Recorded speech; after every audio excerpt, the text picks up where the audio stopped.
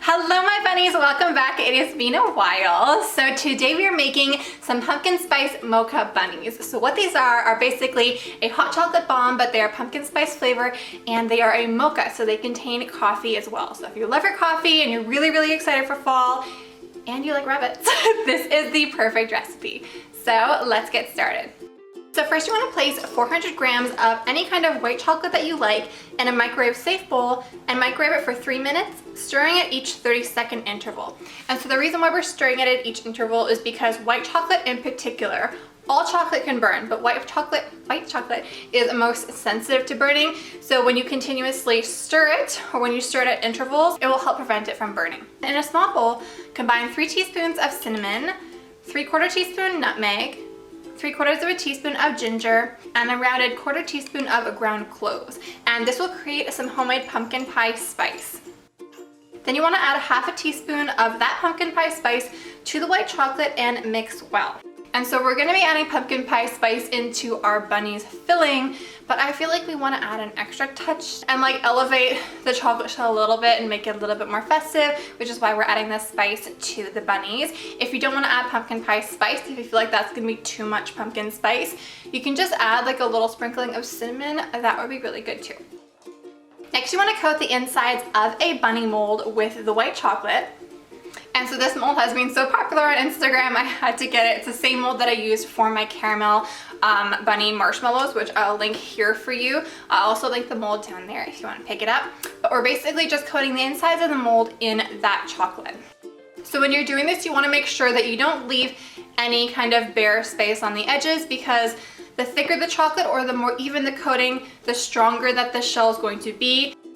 Because when you're working with chocolate and you're using silicone, kind of like bendy molds, if you push it any area, any weak area, like hard with your finger, it can crack. So you want to create a nice even coating. And a cool tip for this actually is once you spread chocolate all over like the insides of the molds, pop it in the fridge and then kind of take it out like 5 minutes later so that the chocolate has just started to set, but it's not fully set. And then get the excess chocolate that's kind of pooled at the base and spread it upwards onto the sides, and the chocolate will be like partially set, so it'll be thicker and it will stay in place more, so you'll be able to kind of just reinforce the edges. So that's why if I freeze the frame here, you see that the inside walls aren't as smooth as they initially were. That's because I went in and kind of spread the remaining chocolate up. So once that's done, pop the mold into the fridge for 30 minutes to give it a good set.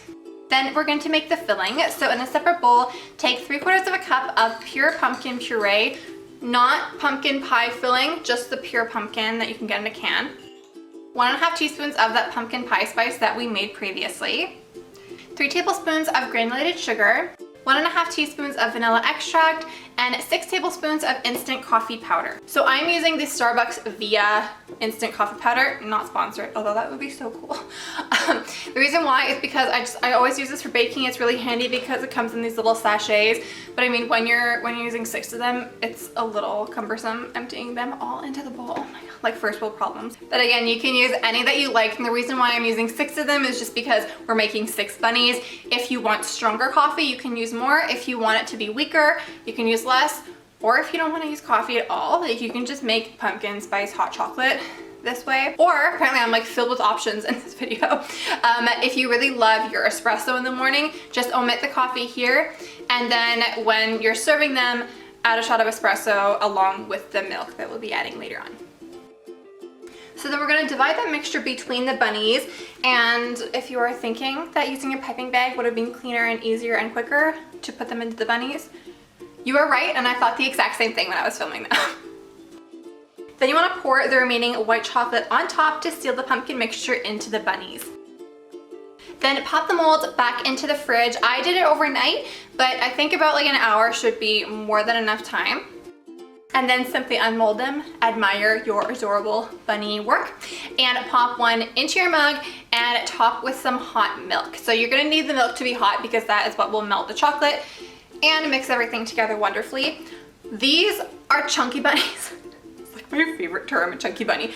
But because they are chunky, you want to use a large mug, like if you're using the mold that I'm using, like a 2 cup, 1.5 cup size mug, and that will be a good size for the bunny. Or just use a smaller mold, that works too.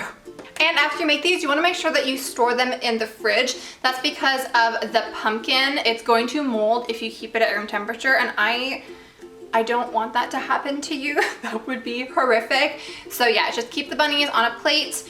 You don't even have to cover them, I don't think, but just keep them in the fridge, and then they'll last for, I'd say like a week, should be good. So if you make these, please tag me on Instagram at Panko Bunny because I would love to see your versions. I'll have the recipe and everything I used in the description box down below for you, as well as an update on when I'm going to be posting, since I am back to posting. And if you guys want to like know, all the info is down here. So yeah, thank you all so much for watching, and I will see you next Saturday. Bye!